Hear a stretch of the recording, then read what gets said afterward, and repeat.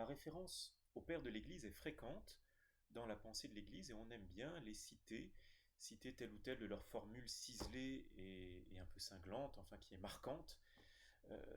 Pour autant, il faut dire ce qui est, on les connaît pour la plupart d'entre nous assez mal. On connaît mal leurs pensées de façon générale, on connaît mal euh, les points théologiques qu'ils ont développés et on connaît encore moins bien leur vie. Il faut dire ce qui est. C'est la raison pour laquelle je vous propose aujourd'hui un livre de présentation des pères de l'Église qui est très accessible. Les pères de l'Église, témoins du Christ par sœur Véronique Dupont. C'est publié, c'est le premier volume d'une collection qui est remarquable, collection La tradition source de vie, publiée aux éditions de l'abbaye de Bellefontaine. Ici, ça a été publié en 2007. Néanmoins, on peut encore le trouver neuf en 2007. On peut encore le trouver neuf pour environ 22 euros et peut le trouver d'occasion, ce qui est assez surprenant étant donné la qualité de l'ouvrage.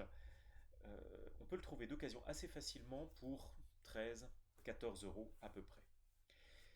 Sœur Véronique Dupont a fait le choix judicieux de ne pas traiter 8 siècles d'histoire en 8 parties.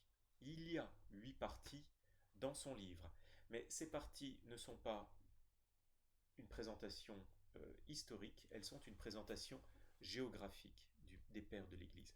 Et c'est très très très judicieux, tant il est vrai que chaque sphère géographique va engendrer une école de pensée et donc va permettre, dans cette présentation géographique, c'est-à-dire ici Rome, les Gaules, la Palestine, la Mésopotamie, la Cappadoce, la Syrie, Alexandrie, dans le désordre, ces 7 parties vont permettre de nous faire entrer dans une école de pensée.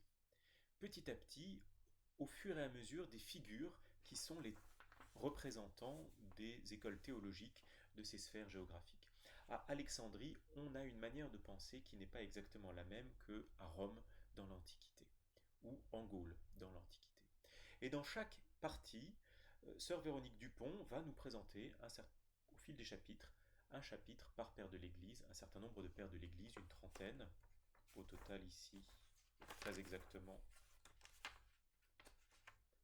presque une quarantaine, 37 pères de l'Église. Et dans chaque chapitre, chaque père de l'Église, sœur Véronique Dupont va nous présenter d'abord la vie, parce que la vie va avoir une incidence sur la manière dont la théologie va se développer, sur la pensée du père de l'Église. Donc, principalement la vie du père de l'Église. Et puis, en fin de chapitre, un point, un seul point, un point majeur de la pensée. Par exemple, ici, je prends au hasard Basile de Césarée et la théologie du Saint-Esprit. Voilà. Basile de Césarée, donc toute la vie de Saint Basile le Grand, et en dernière partie du chapitre, un point, un focus sur la théologie du Saint-Esprit de Saint Basile de Césarée. C'est écrit de manière agréable à lire, un peu comme une petite nouvelle, comme une collection de nouvelles qui nous présentent vraiment des vies passionnantes, parce qu'elles ont été souvent très riches et parfois se sont heurtées à de vives oppositions. Euh, donc des vies passionnantes. L'autre avantage majeur de ce livre, c'est les cartes.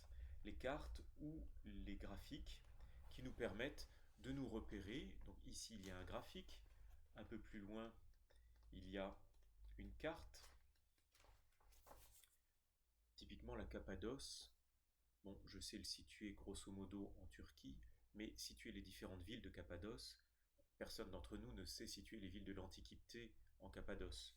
Et c'est la raison pour laquelle il y a ici une carte avec Naziance, Saint-Grégoire de Naziance, où est-ce que c'était Nice, où est-ce que c'était Saint-Grégoire de Nice.